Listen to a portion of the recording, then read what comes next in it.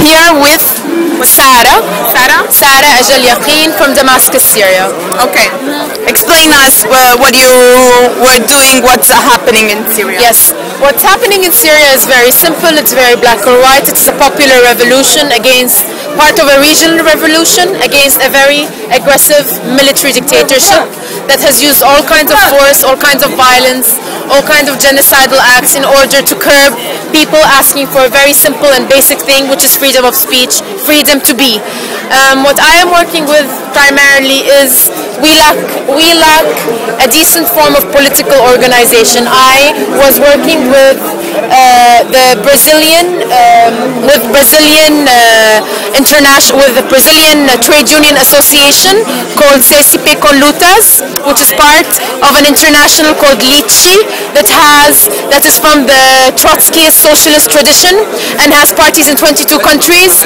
And we had a campaign of 3 months all over Brazil and in Spain, trying to raise awareness with regards to the Syrian revolution, raise campaigns from the working class, from different trade unions who are right now contributing directly to networks of activists who are inside Syria, who have developed ways to survive not only as in live, but also to survive politically. So this is what we're basically doing, trying to go beyond the United States, Europe and the Gulf in terms of solidarity with the Syrian revolution and to reach to South America. All'esterno molto si parla della divisione tra l'opposizione civile siriana e l'opposizione armata. In Europe and in the Western society mainly we talk about this differentiation in between the rebel side that it's supposed to be the Armed. primarily armed and even Islamic and and fundamentalistic. I think this is a very important paradigm that we need to break, not only with regards to Syria, but with regards to all the Arab world.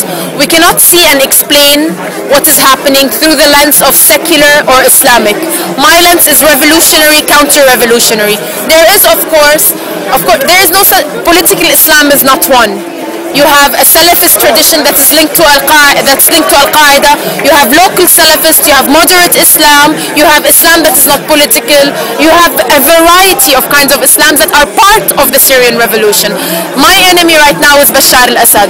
Once I topple Bashar al-Assad and have a free democratic space where I can fight the Islamists, the right wing, the fascists democratically, then I will pick my enemies. But right now my main enemy is Bashar al-Assad. My main enemy is the regime, and not only the head, the regime, the structure that enables Bashar al-Assad to commit the crimes that he is committing. Domandagli anche come vive la gente what's happening sotto il controllo dei ribelli delle zone. What's happening now, how the people is living, where Bashar al-Assad still have control of the territory and where the rebel has the control. The areas that Bashar al-Assad still control, let me give you a very strong example of Damascus.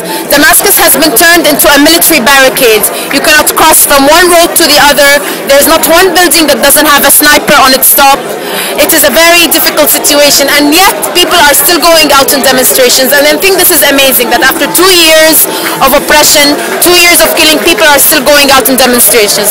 The liberated areas are only partially liberated, because even when you are liberated, you can be under siege. So there is a very strong siege on the liberated areas that are not connected to the borders. For example, Daraya and Yarmouk camp in Damascus. They are liberated, but they are surrounded by the regime, and the regime has control of the air. So it is firing Scud missiles from Damascus all the way to the north.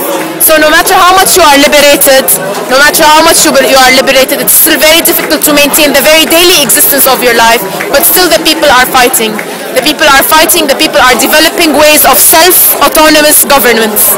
And I truly think they will be victorious.